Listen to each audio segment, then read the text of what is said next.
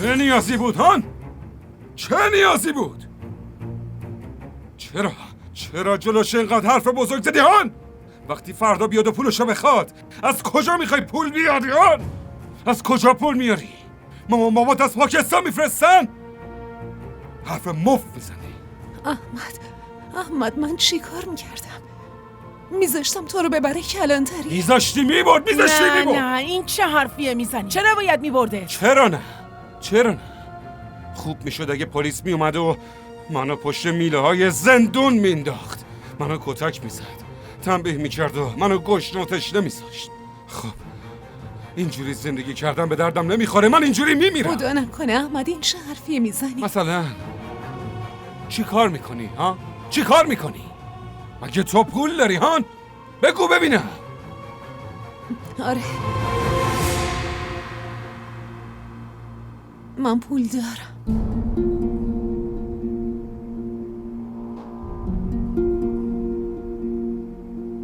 داره؟ عجیبه، این از کجا پول آورده؟ این چی داشت میگفت؟ من چه میدونم این از کجا پول آورده؟ ما اینجا میمیریم حالمون بده، گریه میکنیم و این دختر پول داشته و چیزی نگفته. اینا رو بگیر، همه اینا رو بفروش و پولشو بزن تو صورتش.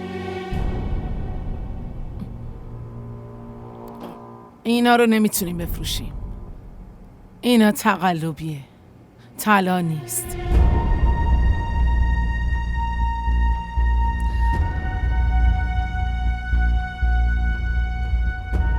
اون سرویسی که بابات داده اونو بیار، اونا طلاست. نشنیدی مامان چی گفت؟ برو دیگه، برو سر بیارش، برو.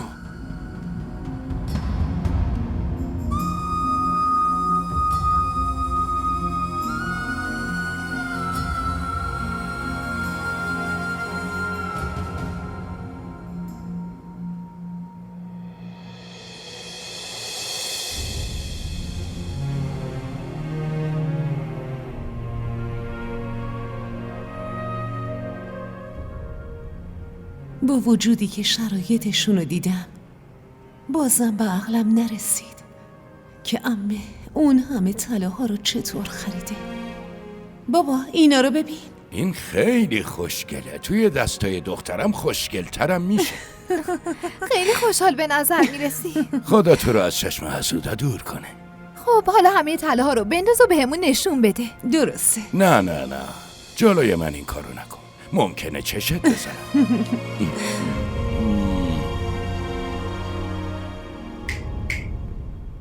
کجایی؟ به چی داری فکر میکنی؟ جونت در اومد طلاهاتو بدی؟ نه اینطوری نیست. زن برای شوهرش حتی از جونش هم میگذره، اما تو برای یه سرویس طلا داری خودتو میکشی.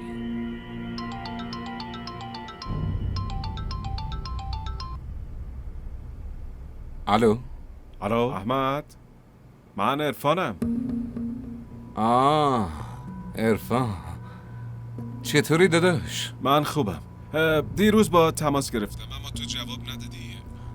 ببینم احمد، شنیدم که عمه ناخوش احواله. آره، درمانش ادامه داره. دعا کن هر چی زودتر خوب بشه. انشالله خوب میشه. خیلی مواظب ایشون باشین. آره حتما. احمد، میتونم با مرگم حرف بزنم؟ خب آره میتونی، اما راستش من الان خونه نیستم. حالا یه وقت دیگه. که اینطور. در ضمن اون حالش خوبه، درسته؟ نه تنها خوبه، بلکه خیلی هم خوشحاله. خب این که خیلی خوبه. دوتاتون مواظب خودتون باشین. به عمم حتما سلام برسون. باشه خدا نگهدار.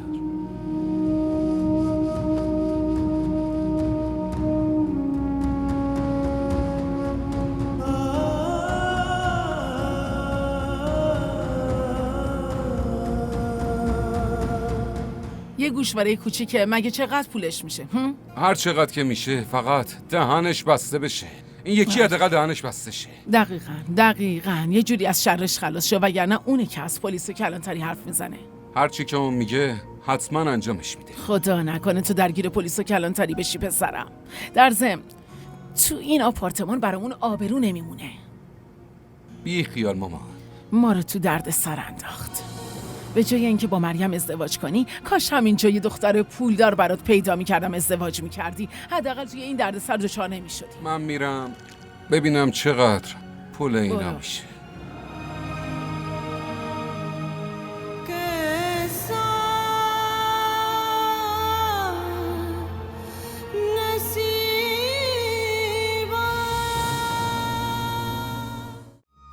کانال ما رو سابسکرایب کنید.